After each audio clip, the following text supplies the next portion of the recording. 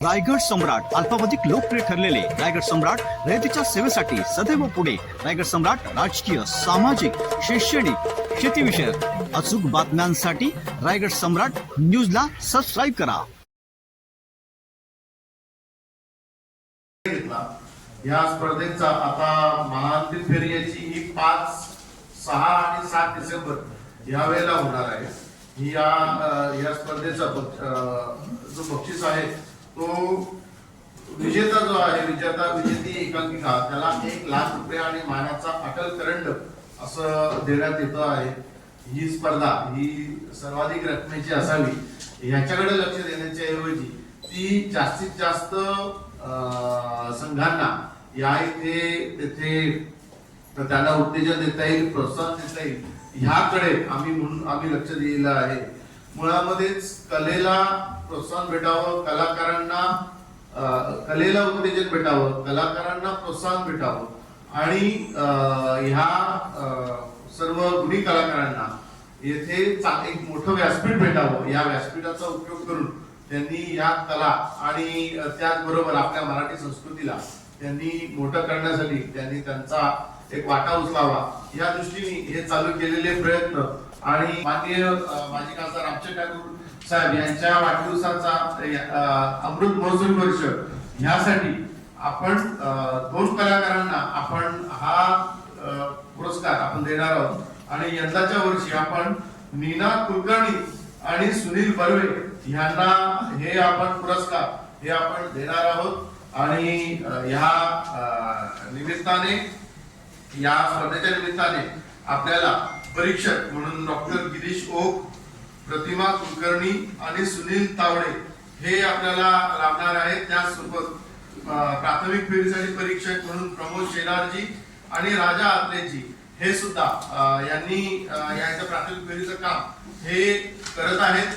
तर अशा प्रकारे ही स्पर्धा ही प्राथमिक फेरी ही आता संपत आलेली आहे आणि लवकरच पुढच्या 5 तारखेला याची महाअंतिम फेरी ही सुद्धा चालू होणार आहे. ही स्पर्धा यशस्वी होण्यासाठी सर्वात महत्वाचा घटक हा काय असेल तर त्याला प्रेक्षकांचा आश्रय, प्रेक्षकांचा प्रतिसाद हा महत्वाचा असतो. जर एक कमी झाली तर ते एक म्हणजे एक उमेद, एक उत्साह तो कमी होतो. त्यामुळे म्हटलं एकांका कमी करू नका. एकांका जितक्या वाढतील म्हणजे 25 आहेत वयामध्ये पण त्या अजूनही वाढल्या तरी चालतील पण 1 दिवस वाढवू आपण परीक्षकांना विचारून असं मी म्हटलं होतं.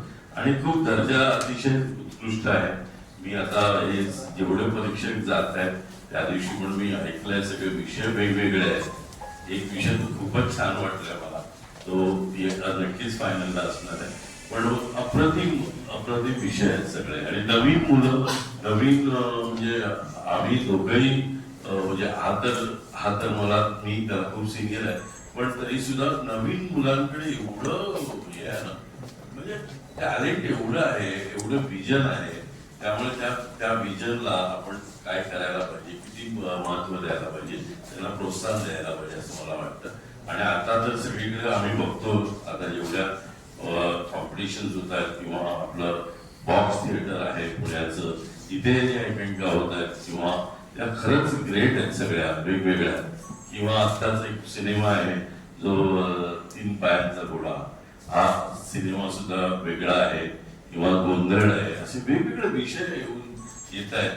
गोंधळ ह्या सिनेमाचा पहिला शॉट म्हणजे हा 25 मिनिटाचा एक शॉट, 25 मिनिट्स आणि सगळी आपली म्हणजे सगळी ओरिजिनल गोंधळी आहेत आणि त्यांनी 34 माईक वापरून केलेला आहे 1 शॉट. किती इनोव्हेटिव्ह किती गोष्टी करतात लोक. त्यामुळे खूप छान आणि ही खरी पाहिली आहे.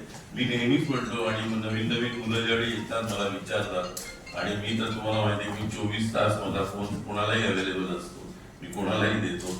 आणि मग ज्यावेळी विचारतात आम्ही काय करू, मी त्यांना तेच सांगतो मुलगा 10वी 11वीत आला, 11वी 12वी आणि पुढचे 3 वर्ष इमाने जर तुम्ही थिएटर कॉलेजचं थिएटर केलं तर तुम्हाला कुठच्याही वर्कशॉपला जायची गरज नाही, कुठेच जायची गरज नाही. तुम्हाला तुमचं स्थान काय आहे ते तुम्हाला या 5 वर्षामध्ये कळतं असं मला वाटतं. त्यामुळे ही कॉम्पिटिशन खूप महत्वाची आहे. आणि या कॉम्पिटिशन मधून खूप आणखी नवीन नवीन चेहरे, नवीन नवीन दिग्दर्शक येतील असं मला वाटतं आणि त्या सगळ्यांसाठी मी खूप साऱ्या शुभेच्छा देतो आणि मी माईक